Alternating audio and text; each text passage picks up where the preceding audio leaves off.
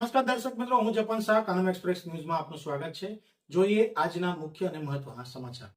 આગામી તારીખ 26 એપ્રિલના રોજ ગુજરાતભરમાં યોજાનારી સ્થાનિક સ્વરાજ્યની ચૂંટણીને અનુલક્ષીને નર્મદા જિલ્લામાં રાજકીય ગરમાવો વધ્યો છે।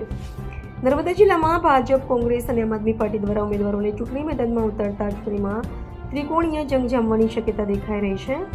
આ ચૂંટણીને ધ્યાને લઈ રાજપીપળા ખાતે ભાજપ કાર્યાલય કમલમમાં જિલ્લા ભાજપ દ્વારા જિલ્લાના તમામ ઉમેદવારો સાથે મહત્વપૂર્ણ બેઠકનું આયોજન કરવામાં આવ્યું હતું। આ બેઠકમાં સાંસદ મનસુખભાઈ વસાવા, નર્મદા જિલ્લા ભાજપ પ્રમુખ નીલ રાવ, નાંદોદના ધારાસભ્ય ડોક્ટર દર્શનાબેન દેશમુખ, પૂર્વ જિલ્લા ભાજપ પ્રમુખ ઘનશ્યામભાઈ પટેલ સહિત અનેક આગેવાનો અને કાર્યકરો ઉપસ્થિત રહ્યા હતા। બેઠકની શરૂઆત વંદે માતરમના ગાનથી કરવામાં આવી હતી। ત્યારબાદ ઉપસ્થિત મહાનુભાવોએ તમામ ઉમેદવારોને ચૂંટણીલક્ષી માર્ગદર્શન આપી આવનારી ચૂંટણીમાં સંકલિત રીતે કાર્ય કરવાની અપીલ કરી હતી। આ બેઠકમાં કાર્યકરોને સંદેશ આપવામાં આવ્યો કે દરેક કાર્યકર્તા પોતાના વિસ્તાર સુધી પહોંચીને જનસંપર્ક વધારશે અને ભાજપના ઉમેદવારોને પ્રચંડ બહુમતથી જીતાડવા માટે પૂરજોશમાં કાર્ય કરશે। સાથે જ નર્મદા જિલ્લામાં ભાજપનો ભગવો લહેરાવવા માટે એકજૂટતા અને સંગઠન શક્તિ સાથે આગળ વધવાનો સંકલ્પ વ્યક્ત કરવામાં આવ્યો હતો। સ્થાનિક સ્વરાજ્યની ચૂંટણી નજીક આવતા નર્મદા જિલ્લામાં રાજકીય માહોલ ગરમ બન્યો છે અને આગામી દિવસોમાં ચૂંટણી પ્રચાર વધુ તેજ બનવાની શક્યતા છે। નર્મદા જિલ્લા પંચાયતના ઉમેદવારો, તાલુકા પંચાયતના ઉમેદવારો અને રાજપીપળા નગરપાલિકાના ઉમેદવારો અને જિલ્લા અને તાલુકાના સંગઠનના આગેવાનોની બહુ અગત્યની આજે મીટિંગ હતી કમલમ ખાતે।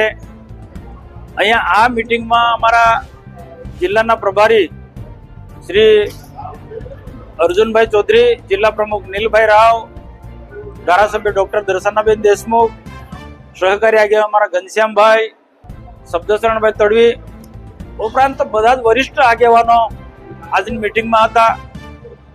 ઉપસ્થિત ઉમેદવારોને આગામી દિવસોમાં કઈ રીતના ચૂંટણી જીતવી છે એના વિશે આગેવાનોએ માર્ગદર્શન આપ્યું। દરેક ઉમેદવાર પ્રવાસ કરે તો એ માહિતી તાલુકા મથકે જિલ્લા કાર્યાલયને હોવી જોઈએ। સરકારે કરેલા કામોની માહિતી લઈને મતદાર સુધી એમને પહોંચાડવાનું છે। ઘણા વિકાસના કામો ભારતીય જનતા પાર્ટીની સરકારમાં તાલુકા પંચાયતને જિલ્લા પંચાયતના વહીવટમાં અમે કર્યા છે, પણ છતાં પણ ક્યાંક કોઈ કારણસર કોઈ કામો રહી ગયા છે તો એવા કામોની પણ યાદી બનાવવાની વાત કરી અને તાલુકા પંચાયત ને જિલ્લા પંચાયત ફરી ભાજપની બનવાની છે એ વિશ્વાસ સાથે અમે કીધું કે જે પણ કોઈ અધૂરા કામો હશે એ તાલુકા પંચાયત જિલ્લા પંચાયત બન્યા પછી આપણે પૂર્ણ કરીશું। એટલા માટે વિશ્વાસથી અમે કહીએ છીએ કે કેન્દ્રમાં અને રાજ્યમાં ભારતીય જનતા પાર્ટીની સરકાર છે। દેશના પ્રધાનમંત્રી નરેન્દ્રભાઈ મોદી સાહેબ જ્યારે 2047 સુધીમાં દેશને વિકસિત ભારત બનાવવાનો છે તો એવા સમયમાં ચૂંટેલા લોકોનું બહુ મોટું યોગદાન છે અને પાર્ટીના સંગઠનના લોકોનું પણ તેટલું જ યોગદાન છે।